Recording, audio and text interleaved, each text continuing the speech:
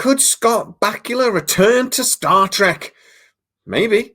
Welcome to SciTrek, your sci-fi TV and movie channel.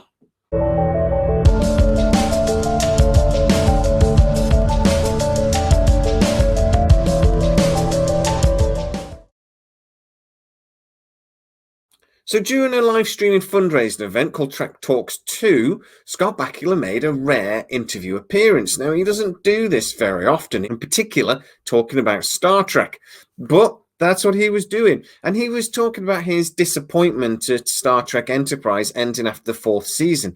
He was talking about how there were lots of problems with the network. It was UPN back then, the network channel that eventually became the CW. And there was lots of changes, big changes going on at Paramount. They lost a lot of champions on the boardroom for Star Trek during that period. And he says, actually, if things had been a little bit more settled from a business point of view, they'd have gone on to do 7 seasons and no bother. He actually says the numbers we were getting for the show were way beyond what anybody expected. The show was successful. It was doing well. And that was not why it ended up getting cancelled. Now, I would question that. I've seen a lot of the ratings. Star Trek Enterprise was the lowest rated out of the 4 Star Trek shows that aired at that period. It was lower than DS9, lower than Voyager, and way lower than TNG. So I do question the numbers thing. But Star Trek Enterprise, for me, was actually kind of slightly ahead of its time. You actually look at the overarching stories that they do for Enterprise, and particularly the Xindi conflict. That's how Star Trek is now. That's how lots of streaming series are now. That actually TV shows like Strange New Worlds with the Monster of the Week style, where it's a different story each week, there might be a storyline interwoven in there, but an actual different story each week is actually quite unusual. Most streaming series now, particularly like 10, 12 episodes, tend to have one storyline, like Enterprise did all those years ago. Now, I've actually talked about Enterprise quite a few times here on SciTrek. Please don't forget to like and subscribe and hit the bell notification if you are new to the channel. I've actually argued in the past that Star Trek Enterprise failed, not in the production value of the show. It was a beautifully made show. Not even in a lot of the stories they tried to tell, but because of the basic failure for them to actually explain how the Federation became the Federation. I always loved the relationship between the humans and the Vulcans in Enterprise, particularly in the first season, that they were like an overbearing parent, not letting the training lead off, not letting us get out there and start exploring, that they were afraid of what we might do or who we might come across. I've always thought that that was really, really clever because it completely makes sense. The very logical Vulcans and the maybe foolhardy humans and how that relationship would work. I can completely see that it would be a rocky, quite difficult relationship. For me, Enterprise's failure was that they didn't concentrate on what we wanted. We wanted the origin story of the Federation. What we got was a temporal Cold War that nobody asked for, nobody cared about, and really, to be honest, just confused everything. It allowed them to sort of play with canon a little bit because you're saying, well, there's time travelers, so, we're allowed to change the way things go now because, timey-wimey stuff.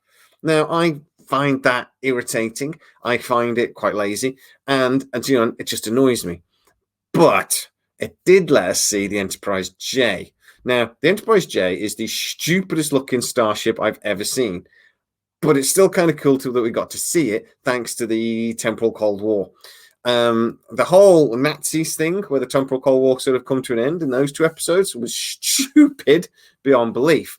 But, Nazi aliens, you can't really argue with that either, to be honest. Even though it was ridiculous, it still actually really worked. But anyway. So that was the problem. Enterprise genuinely had really interesting characters. I really liked the ship. I'd have loved to have seen a 5th season with the refit of the Enterprise, with the drive section from underneath. I think actually that looks stunning, that model. It actually looks like a Federation starship, and I would have loved that evolution. I would have gone nuts if they'd have done that at the start of season 5. But Scott Bakula also talked about maybe returning to Star Trek. Now, how could he? The character Johnathan Archer is mentioned throughout many of the seasons of Star Trek. He was one of the pioneering captains of the early Federation. He was seriously important, supposedly, in actually the formation of the Federation. Not that we ever got to see it, but anyway. Michael McMahon in the past has talked about how he would love characters from Enterprise to appear in Lower Decks. He's just not sure how to do it. It would obviously have to be a timey-wimey episode because there's a long time between Enterprise and TNG, where roughly the Lower Decks series is based. So it would have to be a timey-wimey episode. But some of the best Star Trek episodes are those time travel episodes when they return to the original Enterprise. I think DS9 did it and Voyager did it, but the DS9 episode was the best one. The Trouble with Tribbles, that was just a great episode. So Lower Decks could completely do that. And it looks like Scott Bakula would be very interested in maybe doing a voice. He even mentioned that he would love to be a legacy character and how much he loves it being called a legacy character instead of, like the old Star Trek people. So it seems to be that maybe he has already had that conversation, or at very least he's thought about it. But are there other characters from Enterprise that could return to, say, something like Strange New Worlds? Well, the Vulcans do live a long time. They can live 150, 160, 170 years old. That would allow characters like T'Pol to appear in Strange New Worlds as an older version of her original character. She would still be possibly alive. Now, I would absolutely love to see that. I liked the T'Pol character. I'd love to see where T'Pol is now. And I actually think that could be an episode of Strange New Worlds I wouldn't mind seeing.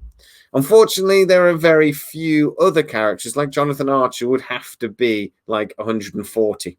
But we've actually seen that before. Does anybody remember DeForest Kelley appearing in Star Trek The Next Generation? Well, he did. If that subject troubles you.